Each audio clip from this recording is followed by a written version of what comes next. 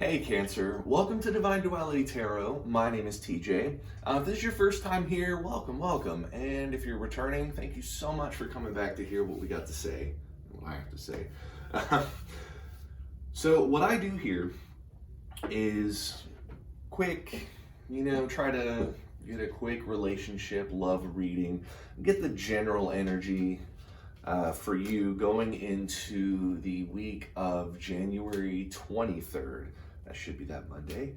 That way you have a little bit of insight, a little bit of information, and honestly, some forewarning as to what you have to expect going into that week. It's better to have some warning than no warning at all. So I draw three for you. This will be your energy here, Cancer, your relationship, your love energy. And then over here, I will have the relationship, the love energy of whoever the romantic interest may be. Now, it's not too terribly common, but it does happen.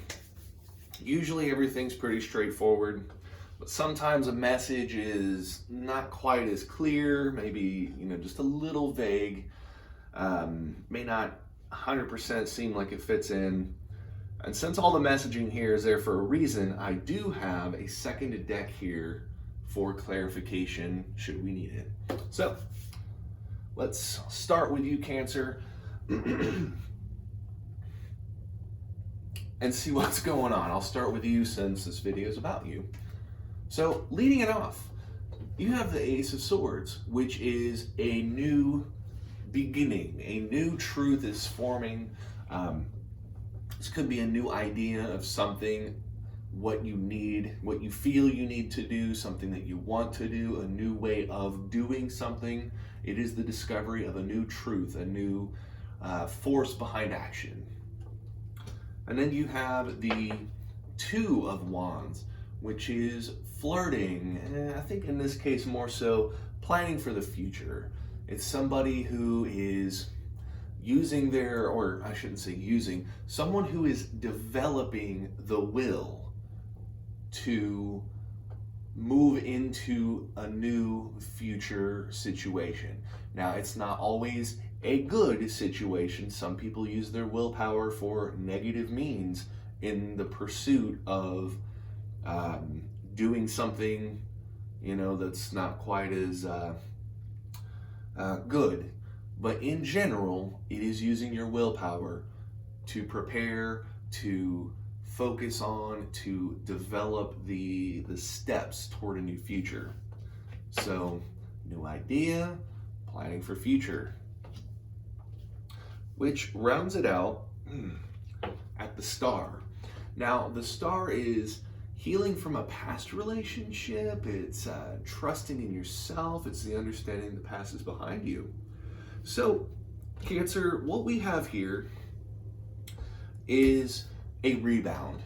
This is a rebound from a situation that has had you so frustrated because it wouldn't require a major arcana. So major arcanas are the big messages. They're the powerful, the strong messages.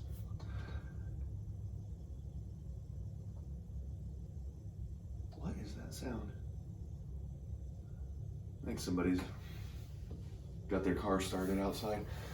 Sorry about that. The walls can be pretty thin by a big window. But anyway, enough about me. This is all about you, Cancer. So what we have here is a classic and a good beginning of a rebound.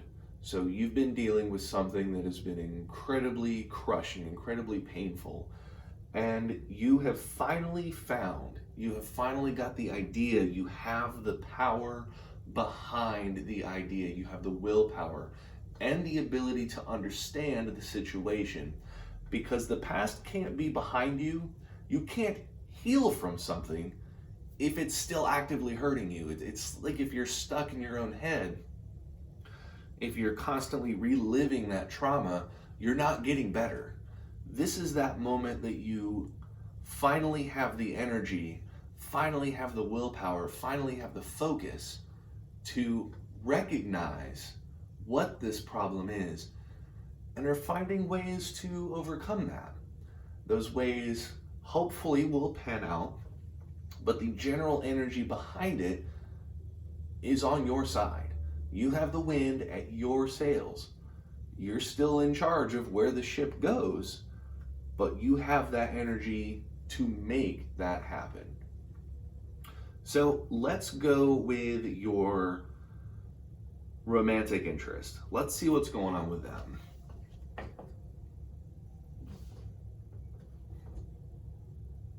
Oh my goodness, they have like a squeaking belt, and it's if you have to hear that, I'm so sorry. But starting out their energy is the World, which is a new phase in a relationship. It's celebrating love, it's confidence in love. Also, most importantly, it's the realization of a learning lesson. It is the realization, it is the culmination, it is the end point of all they have learned about a situation. Which then leads them to the Seven of Swords, which is deception. Deception in a truth. Now, that could be, just as a blanket statement, deception could be you lying to them, another party lying to them, someone they trust lying to them, or also them lying to them. Deception, or them lying to you, or them. This could be, in general, a very blanket statement of just deceit. In this case, what I'm seeing here, and I'll explain this, but keep this in mind. This person is not only deceiving themselves, but deceiving you. And let me explain. Their last one that came out is their Strength card. Their Strength card is confidence in action, showing vulnerability, sharing their heart. What we have here is somebody who thinks that they have won. They think that their input in the situation, they think that their side of it is the successful side. And they're showing that with confidence. They're showing that, they're confident, they're walking tall, but the problem is they're not right. This is one of those situations where they were doubting their self, they were doubting their role in this. Likely they felt like the victim, even though they are not. This is one of those situations where they believe they are the victim and they believe that they have prevailed.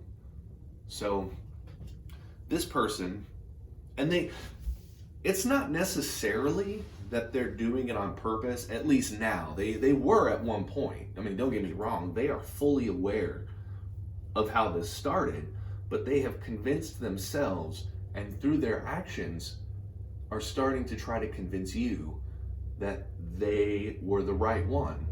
So we're talking some kind of an argument. As an example, you're talking an argument, they're clearly wrong, but it really hurt you, okay? So Cancer, in this argument, they were wrong, but now you're starting to get over it, which is giving them the confidence and making them think that, oh, well, Cancer knows that they're wrong, and they're rebounding, they're coming to the understanding that I was right because I'm the right one. And they're obviously the wrong one. Cancer, you're obviously the wrong one, and I'm the right one. So I'm gonna act confident. I'm puffing out my chest. I am right. Obviously, you're wrong, or else you wouldn't be in this situation. And in all honesty, Cancer,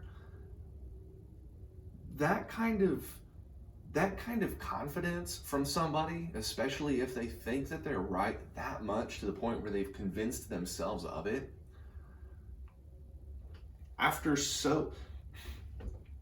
gaslighting is when somebody tells you something so much that you start to believe it.